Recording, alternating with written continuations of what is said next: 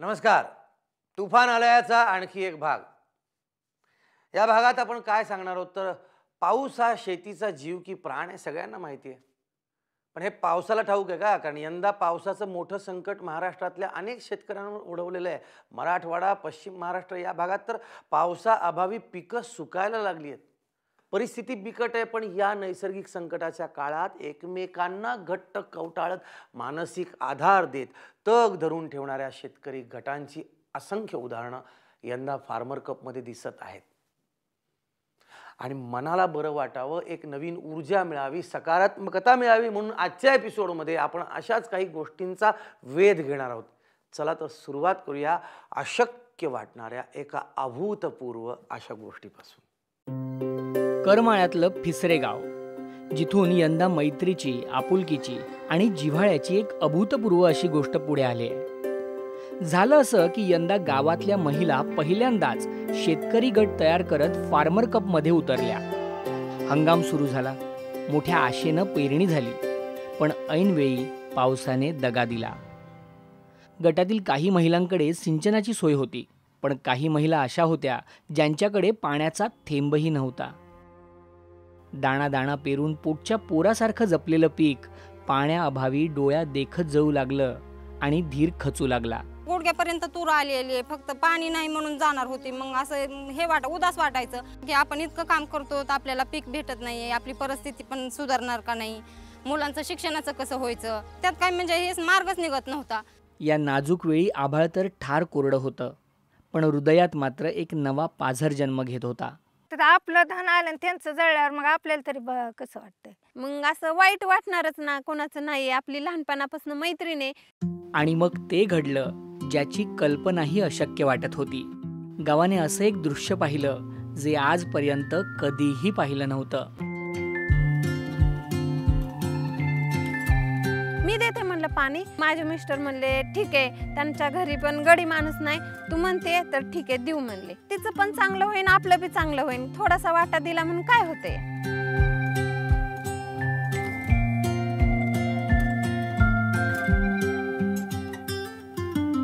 माझ्या तुरीपर्यंत पाणी पोहोचवलं, मग त्यांनी पाणी दिलं, त्याच्यामुळे मग मी शेती गटात फिरून आणखीन माघारी आले.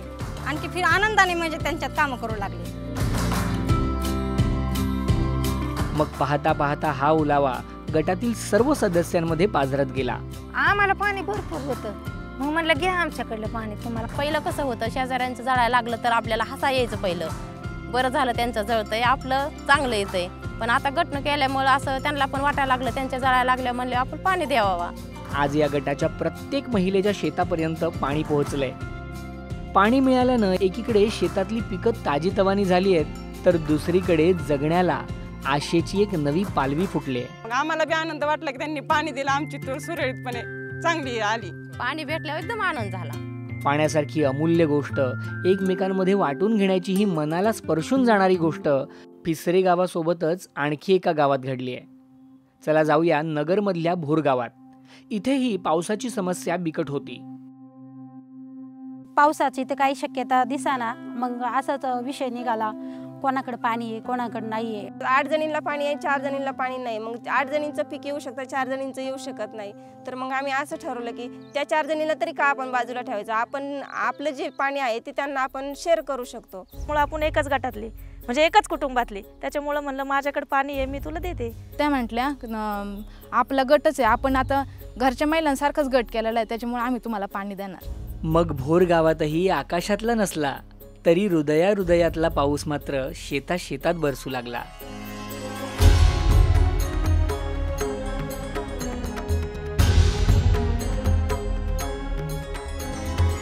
एकमेकांच्या सोबतीने या दोन्ही गटातल्या महिलांनी एकमेकींमध्ये नवजीवन, नवा प्राण ओतलाय. आपली पाण्याची एक नवी भावकी तयार केली आहे. आता एकत्र आल्याने असं आनंदी वातावरण राहतंय आणि खूप फ्रेश वाटतं. मैत्रिणी पण झाल्या, त्या कोण बहीण पण झाली, कोण आमच्यापेक्षा वयस्कर आहेत त्या तर आई पण झाल्यात. आता हे आपलं जीव मिळलं ना सगळ्याचं, हिनभर नसलं तर एकामेकीला करणं. वा वा वा, ही आहेत खरी खुरी पाणीदार हृदयाची माणसं. पाण्याचा एक एक थेंब एकमेकांमध्ये वाटून घेत दुष्काळाशी 2 हात करणाऱ्या या महिलांनी आज महाराष्ट्रापुढे एक नवा पायंडा पाडून दिला आहे. चला आता पाहूया नको तेव्हा वरसणाऱ्या धांदरट पावसाविरुद्ध एकत्र येऊन उभ्या ठाकलेल्या दोन खास गटांची एक थरारक गोष्ट. माढा तालुक्यातील उपळाई बुद्रुक गावातल्या तरुणाईचं शेतीत अजिबात मन लागत नव्हतं. सर्वजण मोबाईलच्या आहारी गेले होते. जेवायचं सुद्धा अक्षरशः त्यांच्या लक्षात राहत नव्हतं. इतकं मोबाईलमध्ये बिझी होती ती. एक जण आम्ही 2-2, 2.5, 3-3 GB नेट संपवायला लागलो दिवसाचं. मग एक दिवस कट्ट्यावर बसून टवाळक्या करणाऱ्या या मुलांची भेट झाली पाणी फाउंडेशनच्या समन्वयकांशी. मी त्या चौकामध्ये थांबलो असताना तरुणांना हा विषय सांगितला की आपल्याला एकत्र येऊन शेती करायचं आणि त्याचं आपल्याला 3 दिवसाचं ट्रेनिंग आहे. मग आम्ही सहजासहजी एक दिवशी काय ठरवलं, याला ह्या बाबाची रोजच किटकिट आहे, आम्ही काय करू म्हणलं ह्याचं होयच म्हणून टाकू एकदा. तिथं जर चांगलं वाटलं तर थांबायचं, नाहीतर जायचं आणि परत पुण्याला जायचं. तिथनं पुढं का मित्र आहेत ना पुढं पुण्याला. मग आम्ही घरनं भांडण करून 2-4 हजार रुपये संघ घेतलं आणि आम्ही रामणगावला प्रशिक्षणाला गेलो. ट्रेनिंग सुरू झालं आणि जादू होऊ लागली. इथं 9-10 ला उठणारी पोरं सकाळी 5 ला उठत होतो तिथे, का तर त्याची आवडच निर्माण झाली. आणि ती सह्याद्री फिल्म दाखवली त्यांनी. एवढा शिकलेला माणूस जर शेतीकडे वळतोय तर आपण का वळू शकत नाही. ही पोरं मग गावात आल्याबरोबर बदलाचं एक तुफान घेऊन आली. आमचं माघारी येताना एसटीत तेच नियोजन की हितनं गेल्यानंतर मोबाईल हातात घ्यायचाच नाही. आपलाच गट आपण असं तयार करू की गावाला भारी करू, एकच करू पण गावाला भारी करू. या पोरांमध्ये झालेला हा बदल पाहून मग गावातल्या महिलाही अचंबित झाल्या. मग काय, महिलांनीही ट्रेनिंग घेतलं आणि त्या सुद्धा गटशेतीच्या रंगात पार रंगून गेल्या. महिलांना पण तिथलं जे आवडलं, तुमचा पुरुषांचा गट तुमचा सेपरेट, आमचा महिलांचा सेपरेट. आम्ही कोण कमी, कोणाचा नंबर पहिला येतो हे बघू. मरगळ झटकून गाव जागं झालं. बदलाचं तुफान घोंगावू लागलं आणि पहिल्याच पावलावर गटाच्या एकजुटीची परीक्षा घेणारं एक संकट ओढवलं. गटातल्या एका सदस्यांचा कांदा काढणीला आला होता आणि वर पाऊस दबा धरून बसला होता. अवकळ गाबणं आलं. मग लगेच मी असं म्हणलं माधवला का फोन करावा लागतोय, आपला कांदा भिजाय करतोय गड्या माधव म्हणलं. मग मध्यरात्री 12 वाजता गावात ते घडलं जे आजपर्यंत अशक्य वाटत होतं. एका फोनवरनं सगळे म्हणजे महिला पुरुष दोन्हीही 12 वाजता धावून आले. पोरं बाया सगळी मिळून आम्ही 22 लोक झालो आणि आमच्याकडे वाटणी यांना जाणारी जी माणसं आहे ती आमच्याकडून नुसती अशी बघायला लागली टाकामका की बाबा याला ह्यानी इतकी माणसं आणली कुठं ह्या माणसानं. त्यांचा 2.5 लाखाचा कांदा वाचला, एवढी बचत झाली आमच्या गट केल्यामुळं. परमेश्वरानं कृपा केली गाड्या आपल्यावर म्हणलं. ही लढाई गावकऱ्यांनी जिंकली आणि एक नवा आत्मविश्वास त्यांच्यात भरून उरला. आम्हाला वाटलं की आम्ही सगळी काय पण करू शकतो, की जरी डोंगर जरी आडवा आला तरी आम्ही सगळी मिळून ताकद आली आम्हाला की मागं चालू शकतोय. मग गटाचं जे इर्जिक सुरू झालं ते तब्बल 115 दिवस उलटून गेले तरीही न थांबता न चुकता अजूनही चालूच आहे. आम्ही फवारणीची इर्जिक केली, आम्ही कोळपण्याची इर्जिक केली, तुमचं गवत काढायचं असू द्या त्याची इर्जिक हाय. या इर्जिकमुळे गावातल्या अनेकांना भक्कम आधार भेटला. मला तरी वाटतं माझा मुलगा वारल्यापासून मला ह्या महिलाच मला आई बहिणी म्हणूनच ह्यांनी मला असं हे वाटतं एवढं. मिस्टर वारल्यानंतर परत शेती करणं अशक्य वाटलं. मग इथलं महिला पुरुषांनी दोघांनी बी मला सहकार्य करतात आणि सगळ्या गोष्टीला मला मदतीला तेच येतात. तर आता माझी शेती हसत खेळत बिगर खर्ची चालू आहे. उपळाई बुद्रुक गावाने आता कूस बदलली आहे. इथल्या बदलाचा अश्वमेध आता कोणीही थांबवू शकणार नाही. निराशा हा शब्द जो राहिला नाही, आम्ही निराशा संपवून टाकली. फार्मर कप म्हणजे आम्हाला वाटतं खरंच कोणतरी आमचं इतकं नातं जुळलंय. कसं जुळलं ते आम्हाला काय कळनाच गेलं. इतकं मस्त वाटतंय.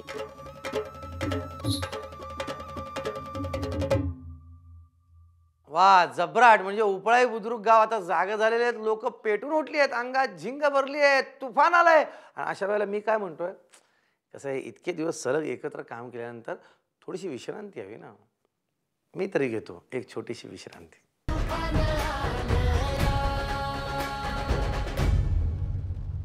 लताताईंच्या लेकीलाही पहिल्यांदाच मामाच्या गावाला येण्याचा आनंद मिळाला.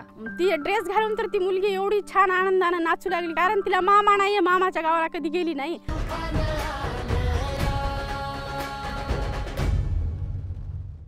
नमस्कार. विश्रांतीनंतर तुफान आलयामध्ये सर्वांचं स्वागत. माझ्या माहेरच्या वाटे जरी लागल्या रे ठेचा, माझ्या माहेरच्या वाटे जरी लागल्या रे ठेचा, वाटेवरच्या दगडा तुला फुटली रे वाचा, नीट जाय माय बाई नको करू धडपड, नीट जाय माय बाई नको करू धडपड, तुझ्याच मी माहेरच्या वाटेवरचा दगड, तुझ्याच मी माहेरच्या वाटेवरचा दगड. माहेरच्या वाटेवरचा दगडही खूप प्रेमळ असतो, लई प्रेमळ असतो. आपल्या बहिणाबाई असं सांगून गेल्यात, तर माहेरची आठवण निघाली आहे. माहेर जाऊया, माहेरची गोष्ट पाहूया. यावर्षी अंजनडोह गावच्या महिला गट तयार करून प्रथमच शेतीत उतरल्या. अधिक महिना आला आणि एकीकडे माहेरचं धोंडे जेवण तर दुसरीकडे शेतातलं इर्जिक असा प्रश्न निर्माण झाला. आम्ही असे नंबर लावले की हिनं कधी जायचं, तिनं कधी जायचं हे मीटिंगमध्येच त्यांच्या डेट ठरवून दिल्या आणि त्या डेट म्हणले आपल्या आईला सांगायचं की ह्या डेटला मी येणार आहे, त्याच्या अगोदर येऊ शकत नाही. शेतातल्या इर्जिकच्या कामाला खंड पडू न देता आळीपाळीने गटातल्या महिला आपापल्या माहेरी जाऊन धोंडे जेवण करून आल्या आणि मग माहेरी घालवलेल्या सुखाच्या दिवसांची चर्चा होऊ लागली. कोणी म्हणत होतं जोडवे दिले माझ्या आईला, कोणी म्हणत होते मला एवढ्याची साडी घेतली. असं करत 10 जण इतका एन्जॉय, इतकं छान वाटत होतं ना सांगते वेळेस. कारण याच्या अगोदर धोंड्याचा महिना केला आम्ही, पण एकूण केल्या कधी सांगितलंच नाही कधीच. बोलता बोलता सगळ्या जणींचा आनंद ओसंडून वाहत होता.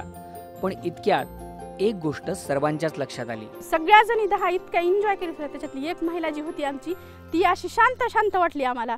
मग सगळ्या जणी म्हणल्या आज लताला काय झालंय, एकदम शांत का बरं, ही काहीच काय बोलत नाही. मग आम्ही तिला विचारलं असं, लता का ग रोज किती बोलतीस, आज काय झालं. आणि ती म्हणली आई वडील तर नाहीतच मला, पण भाऊ सुद्धा नाहीये.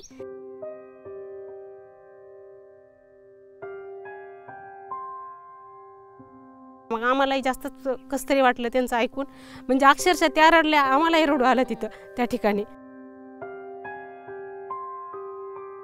वेगळंच झालं, आम्हाला करमलंच नाही दिवसभर. पण मग आमच्या सगळ्यांच्या डोक्यात तेच रात्री होतं ना, आता हिच्यासाठी आपण काय करू शकतो, तिच्यासाठी आपण काय करू शकतो. मग असंच एक जणीच्या डोक्यामध्ये प्लॅन आला, आपण एक जर केलं तर आपणच तिला आपल्या गटाकडून धोंड्या जेवणाचा कार्यक्रम ठेवू तिच्यासाठी स्पेशली. तिला सांगायचं नाही, तिला सरप्राईज देऊ असं म्हणल्यानंतर 10 महिला तयार झाल्या. मग सुरू झालं या खास धोंडे जेवणाचं प्लॅनिंग. आम्ही घरात 1 रुपया मागितला नाही, कुणाला काहीच नाही. आम्ही काम केलं, ते पैसे जमा केले आणि केलं. मग तिला कुठला रंग आवडतो ते आम्हाला माहिती होतं. मग त्याच कलरची आम्ही साडी आणली, तिला साडी आणली, तिच्या मिस्टरसाठी कपडे आणले, लेकरासाठी ड्रेस आणला. प्लॅनिंग झालं आणि लताताईंच्या धोंडे जेवणाचा दिवस उजाडला. आम्ही 10 महिला सकाळी लवकर 4 वाजता उठलो. सगळ्यांनी स्वयंपाक केला, पोळ्या, वरण, भात, भाजी, पोळी, धोंडे, अनारसे असे पूर्ण स्वयंपाक केला. आणि नंतर तिला कॉल केला की तू ये. ताई आणि त्यांचे मिस्टर एकदम शॉक झाले. बघतायत तर काय सगळं पूर्ण तयारी, सगळं ऑक्शन करतायत, पाय धुतायत. आम्ही 11 जणी ते ताट हातात, पाय धुवायला पाणी, एवढं छान. म्हणले काय हे, म्हणलं तुम्हाला सरप्राईज आहे. लताताईंच्या लेकीलाही पहिल्यांदाच मामाच्या गावाला येण्याचा आनंद मिळाला. ती ड्रेस घालून तर ती मुलगी एवढी छान आनंदाने नाचू लागली, कारण तिला मामा नाहीये, मामाच्या गावाला कधी गेली नाही. तिला एवढं जर छान वाटलेलं, म्हणलं आपल्याला कसं काय घेतलंय, कोणी घेतलाय. ती म्हणली आपल्या मावशा आहेत ह्या, तिची आई म्हणली, आणि त्यांनी हे ड्रेस आपल्याला घेतलाय. अखेर लताताईंना आयुष्यभर न सुटणारं त्यांच्या हक्काचं माहेर मिळालं आणि सगळ्यांचेच डोळे पाणावले. गटात माहेर दिसलं, सगळ्या भेटल्या, बहिणी सारख्या, आई भेटली, भाऊ भेटले, सगळेच भेटले. 14 वर्षात पहिल्यांदाच लताताई आणि त्यांच्या कुटुंबियांनी धोंडे जेवणाचा मनसोक्त आनंद घेतला. आपल्या शरीरातून, आपल्या धमन्यांमधून वाहणाऱ्या रक्ताच्या नात्यापेक्षाही जास्त आपल्या मनामध्ये, आपल्या हृदयामध्ये जे प्रेमाचं झाड लागलंय, त्या प्रेमामुळे निर्माण झालेली जी नाती आहेत ती आजन्म टिकतात. फार्मर कपमुळे महाराष्ट्रात अशी अनेक नवीन कुटुंब जन्माला आली आहेत. आता दोस्तो, फार्मर कपचा आणखी एक अत्यंत महत्त्वाचा भाग म्हणजे आपली डिजिटल शेती शाळा. शेतीचं अद्ययावत ज्ञान थेट शेतबांधावर घेऊन जाणारी ही शाळा मागच्या वर्षी हिट ठरली, तर यावर्षी ती सुपरहिट ठरते. यंदा फक्त ज्ञानच नाही, तर विविध कृषी विद्यापीठांचे कृषी शास्त्रज्ञ स्वतः थेट शेतावर येऊन पोहोचत आहेत आणि शिकवत आहेत. चला तर फार्मर कपच्या झटपट बातम्यांच्या खिडकीतून शेती शाळेच्या वर्गात जरा डोकावून पाहूया. चला लवकर. शेतकऱ्यांना लागलाय शेती शाळेचा लळा. शेतीशाळेत सोयाबीन, कापूस, तूर, मूग, मका, भाजीपाला अशा अनेक पिकांचे आजवर 100हून अधिक वर्ग पार पडले आहेत. महात्मा फुले कृषी विद्यापीठ, वसंतराव नाईक मराठवाडा कृषी विद्यापीठ, डॉक्टर पंजाबराव देशमुख कृषी विद्यापीठ तसेच डॉक्टर बाळासाहेब सावंत कोकण कृषी विद्यापीठ यांचा डिजिटल शेतीशाळेला मोठा पाठिंबा लाभलाय. आर्वी तालुक्यातील मोरांगणा गावात सोयाबीन शेतीचे प्लॉट अचानक वाळत होते. या नाजूक वेळी शेतकऱ्यांच्या मदतीला वनस्पती रोगशास्त्रज्ञ डॉक्टर राजीव घावडे धावून आले. थेट शेतावर जाऊन त्यांनी पिकांची पाहणी करत शेतकऱ्यांना मार्गदर्शन केले.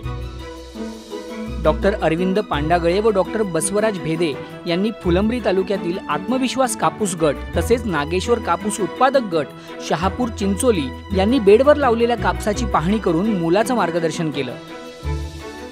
मृदाशास्त्रज्ञ डॉक्टर अनिल दुर्गुडे यांनी सिन्नर तालुक्यातील जय मल्हार शेतकरी गटाला द्रवरूप सूक्ष्म ग्रेड 2 हे सूक्ष्म पोषक द्रव्य 10% सवलतीत उपलब्ध करून दिलं.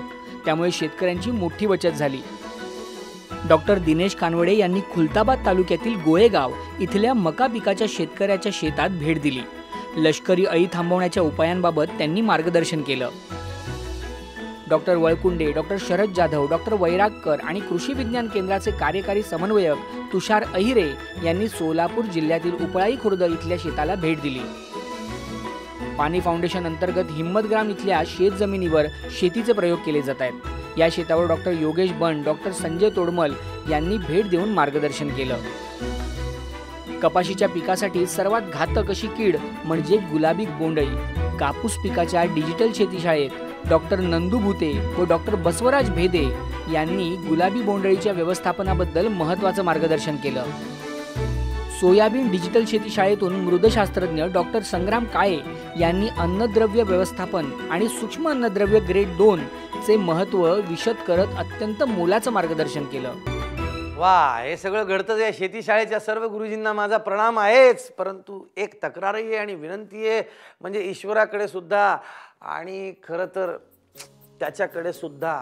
कारण तो जेव्हा पडतो ना तेव्हा खूप बरं वाटतं आणि अति पडला तर खूप वाईट वाटतं. जिथे हवा तिथे नाही पडला तरी वाईट वाटतं, जिथे हवा आहे तिथे खूप जास्त पडला तरी वाईट वाटतं. त्यामुळे बाबा रे, हवा तिथे हवा तेवढा तू नियमित पड रे बाबा पावसा, आणि आपल्या शेतकऱ्यांची चिंता दूर होऊ दे अशी मी वरुण राजाच्या चरणी प्रार्थना करतो आणि तुर्तास इथेच थांबतो.